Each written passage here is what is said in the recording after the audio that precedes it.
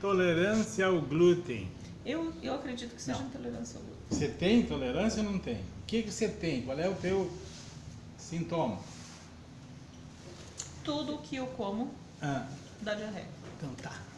Eu vou fazer aqui hoje uma descodificação chamada descodificação de enfermidades. Então a pessoa, quando tem uma enfermidade, geralmente está ligada a um trauma emocional que ela viveu intensamente em um período da vida dela. Vamos dizer assim, desde que estava na barriga da mamãe até os 12 anos. Então, esse evento traumático que essa pessoa viveu marcou fisiologicamente o corpo dela. E depois que a pessoa cresce, toda vez que ela está diante de uma situação semelhante, que pode haver um link, haver uma correlação, o sintoma aparece. Ou sempre que ela está diante de um estresse que aconteceu quando ela desenvolveu a patologia, ele retorna de novo. E daí, quando a pessoa sai do estresse, às vezes o sintoma desaparece. Mas esse caso aqui, como é que é? Fala teu nome. Mara. Mara. Que a Mara está relatando é sobre intolerância à lactose. Então, eu vou ao glúten. Tá? E primeiro eu vou fazer uma explanação para você o que é isso. Glúten, trigo, farinha, está ligado com uma situação traumática relacionada com a figura paterna. Que trigo, pão, glúten, lactose é mais com a mãe porque é leite. Então aqui o glúten ou uma outra coisa parecida está ligado com a figura paterna. Então aconteceu algum acontecimento na vida dessa pessoa ligado com a figura paterna que simbolicamente representa o glúten. Então vamos lá. Vamos esquecer a câmera um pouquinho para a gente se concentrar aqui no que eu tenho que perguntar. Que idade apareceu? Que você descobriu? Eu tinha uns 26, 27 anos. 26, 27 anos. Então aconteceu uma situação para ela nessa idade que detonou a enfermidade que já pré-existia. Então, o que acontece com essas pessoas que têm essa dificuldade? Eles têm uma dificuldade intestinal.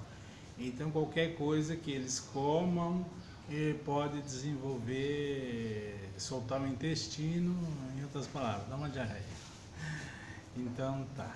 Então, vamos lá. 26, pelos 26 anos. Você sempre conta quando eu te perguntar 2 anos acima e 2 anos abaixo. 1 ano acima e 1 ano abaixo. Então é 26 ou 27 ou 25. É um acontecimento ligado com uma figura masculina que te causou um estresse, uma situação que você não gostaria de ter passado pelaquilo ali. E tem que ser um evento real. A única coisa que eu lembro de ter sentido, porque foi muito, muito dolorido, né? A primeira vez que, como se eu tivesse tido a sensação era muita dor, não? Não é isso. Não? Eu quero um acontecimento real ligado com a figura masculina nesse período que te causou um mal-estar, uma situação assim que emocional que te abalou. Não pense na doença, no sintoma. Tá. Esquece isso aí. Eu acho que eu tive uma discussão com meu ex-marido mas uma coisa banal assim.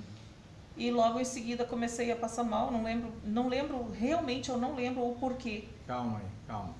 Lembre, volte no tempo, onde vocês moravam. Em Cuiabá. Cuiabá. Você recorde da cidade. Sim. do que se passava lá. Como que era a tua vida com relação ao teu companheiro? Eu ficava em casa, ele era opressor, eu cuidava das crianças, eu cuidava da casa e a gente... eu lembro dessa discussão e logo em seguida eu passei mal, mas eu não lembro se foi por causa de comida. Não é comida. Não é comida. O porquê da discussão, o porquê da briga, entendeu? Eu quero saber do estado emocional de convivência que você tinha com ele. Você disse que ele era opressor. O que você chama de opressor?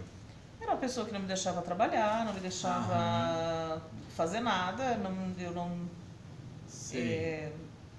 eu tinha que ser submissa. Tá. Então ele exercia uma forte autoridade sobre você. Sim. E você tinha que se sujeitar a isso aí. Sim. Então tá. Então você já pode ver assim que está ligado com a figura paterna, porque o marido, filho, tudo que é homem é pai. Simbolicamente, para o nosso inconsciente, significa o pai. Você já sabe por que você ainda continua? Não sabe? Eu já sei.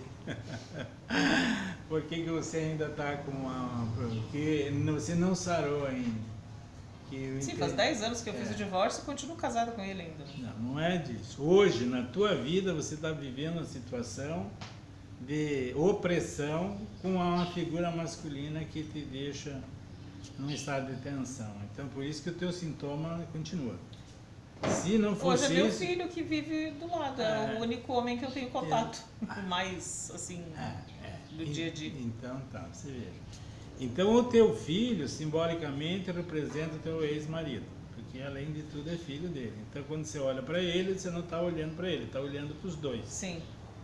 E então, por vocês viverem juntos, o sintoma está sendo reestimulado constantemente. Mas não foi aí que começou. 12 anos. 23, 12, 13, 14 anos. Eu não tinha mais pai morando junto. Mas você está ligado com uma figura masculina de opressor, de autoridade sobre você. Ou que você não queria aquela autoridade exercendo sobre você, ou você tinha que se submeter a essa autoridade masculina. Eu morava em Bento Gonçalves, acho que fui pra lá com 11, 12 anos. Faço aniversário no final do ano, a gente mudou no final do ano, então 12 anos. Sei. E quem mandava na casa era a mãe, quem resolvia as coisas era a mãe. E só tenho esse irmão que morava nessa cidade, mas ele já era casado, não dava palpite em casa. E qual era a atitude da tua mãe para lidar com vocês? Ela era o general? Nossa, muito general. Mais do que o pai ou menos do que Sempre muito mais que o pai, sempre. E que idade mais ou menos assim que você tinha quando teu pai morreu? Ele não morreu, tá vivo. Não, que você separou. 11. 11 anos. E como foi para você esse acontecimento emocional? Eu queria ficar com ele. Eu queria ficar com ele. Porque ele, até hoje, assim, só quer sua paz. E com a mãe não, era gritaria o dia inteiro e bagunça. Entendi. E a tua mãe não permitiu que ele ficasse ou ele não quis? Não, a mãe não permitiu. Não permitiu nem que a gente visse ele. Eu passei muitos anos, acho que uns 4 ou 5 anos sem ver ele. Aí fui procurá-lo. Só que ele disse, não, tua mãe resolveu assim, agora já fica passou. Assim? Entendi. Tá. E ele é bem distante. Eu fiquei uma semana na casa dele agora em março. Eu sentava junto do ladinho dele, enganchava nele assim, tudo, mas é como se ele não estivesse ali, sabe? Ele seria assim mais uma mãe do que um pai? É. Quando a gente fala autoridade aqui, E masculina não quer dizer que seja só o pai, porque muitas vezes a nossa mãe, ela tem uma atitude e ela está no lugar de autoridade exercendo um papel masculino. E o pai às vezes está exercendo um papel feminino. Ou seja, o pai materna mais os seus filhos do que a própria mãe. Então, daí, nesses casos, simbolicamente, a autoridade é materna, porque a gente trata aqui de autoridade. E a gente atribui socialmente, é conhecido que a autoridade geralmente é masculina. Mas isso não quer dizer exatamente isso, porque simbolicamente pode variar. Então vamos lá, mas não foi aí que começou. Vamos lá. 5, 6 anos de idade.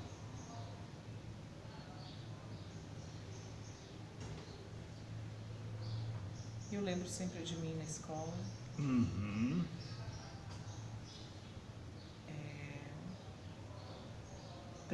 Onde que você teve que se submeter a uma autoridade. E essa autoridade para você era opressora. Era um colégio de freira, aos 4 anos, colégio de freira aos 5 anos. Uhum.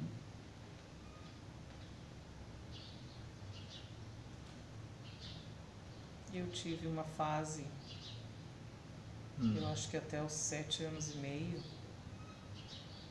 que eu não lembro. Uhum. Ah, interessante. Para aí.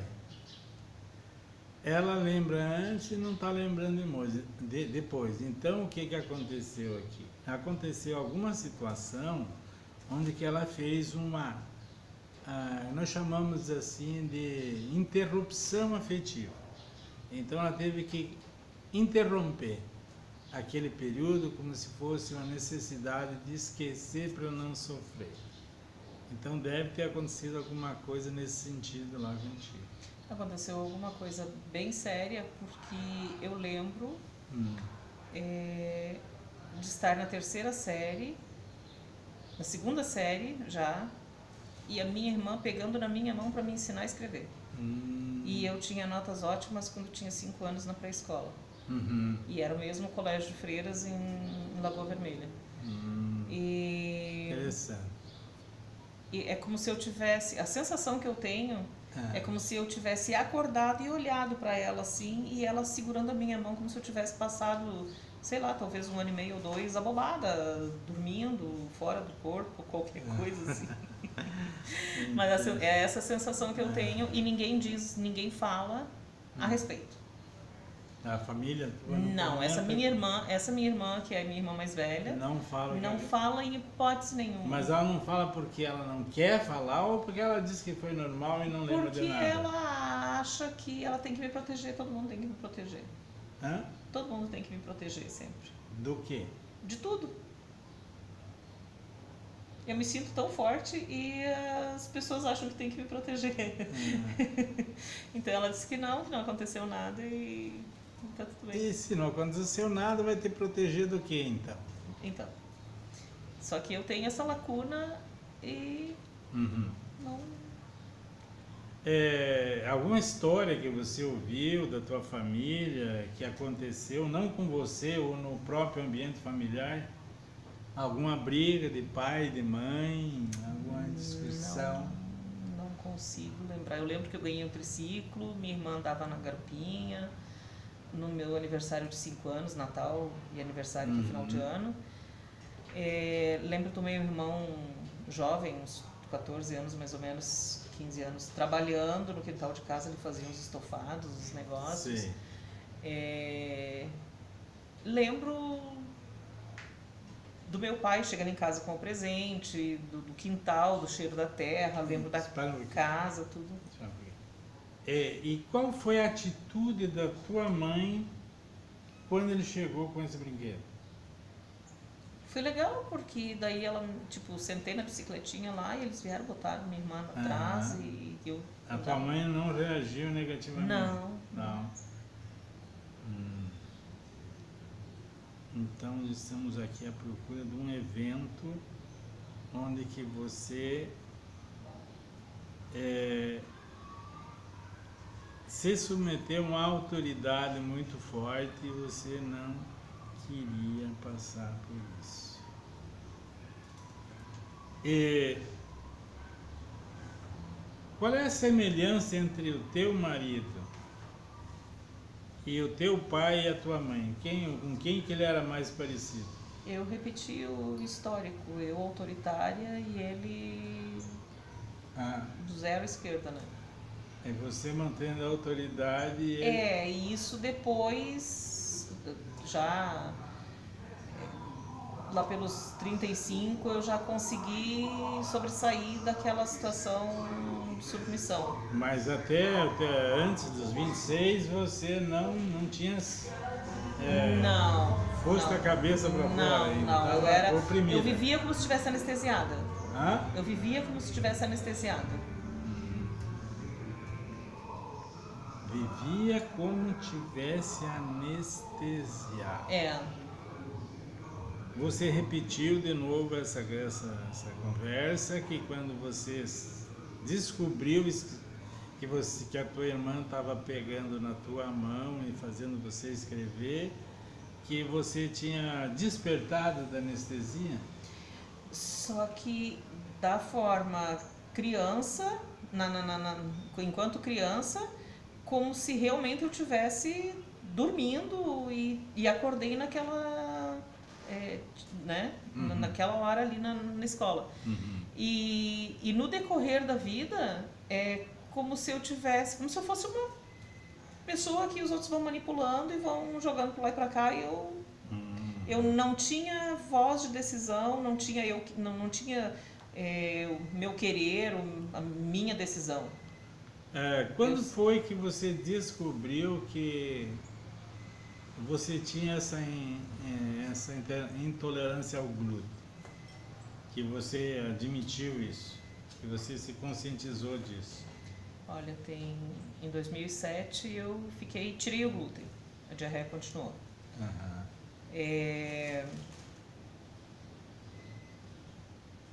Eu fiz exames depois disso, os exames não dizem que eu tenho intolerância, tá? Os exames dizem que eu não tenho. Entendi. Mas agora, final de maio, eu resolvi cortar radicalmente. Eu já tinha diminuído bastante açúcar, leite, tudo, né? E a vida fica mais saudável assim. Final de maio eu resolvi cortar definitivamente o glúten. E tive um desinchameento assim muito rápido. Tá, mas a diarreia sumiu? Não chegou a sumir. Então é isso. Teve uma boa melhora. Onde cheguei? Então a senhora não tem intolerância ao glúten. A senhora tem um outro problema. Por isso que não está batendo aqui, a gente está fazendo investigação, porque muitos sintomas que a gente tem, a gente atribui, a gente mesmo faz um diagnóstico e passa a se cuidar e se tratar baseado no diagnóstico que a gente fez. E como quando a gente faz um diagnóstico, o nosso organismo passa a reagir segundo o diagnóstico feito por nós. É como se fosse uma hipnose. Nós nos auto-hipnotizamos ou o médico nos hipnotiza dizendo que eu tenho alguma coisa daquilo. Ou vai acontecer que eu vou ter. Daí a gente começa, as pessoas começam a desenvolver esse sintoma. Então a senhora tem um problema de diarreia, que isso aí está ligado com uma outra situação, e não com a situação ao glúten e nem com a sua... Olá! Ou com a sua trauma. Então vamos fazer o seguinte, eu vou fazer num outro momento essa investigação com relação ao problema intestinal. O teu problema é intestinal. Tá ligado? Eu acho que é. Não é. É assim, o fígado ele dá por outro problema, é outra coisa. Mas no caso, quando a gente tem um problema no intestino, o intestino simbolicamente ele representa alguma coisa. Então o teu problema é intestinal, ele está relacionado com o lado afetivo, de relação afetiva, é de contato social. Quando a gente tem problema de intestino, é ligado ao contato social, é o meu coração, é o segundo cérebro. Então a gente não raciocina direito afetivamente. Então eu vou deixar para um outro dia, eu vou voltar e daí nós vamos trabalhar, fazer descodificação relativa ao seu intestino. Que a senhora não tem problema de glúten. O glúten é bom que a gente emagrece um pouquinho, mas o seu caso não é esse. O seu caso é problema intestinal. Quando é de colo, de intestino, quando é ascendente é um motivo. Quando é descendente é outro motivo. Quando é lateral é outro motivo. Nossa. Então ele varia de posição a posição. Tá bom? Daí na próxima sessão que a gente tiver aqui eu vou trabalhar aí o relativo o intestino. Tá ok? Então vamos ficando por aqui hoje. Eu fiz uma colonoscopia e descobri que eu sou bonita por fora, por dentro também. Não, aí não adianta.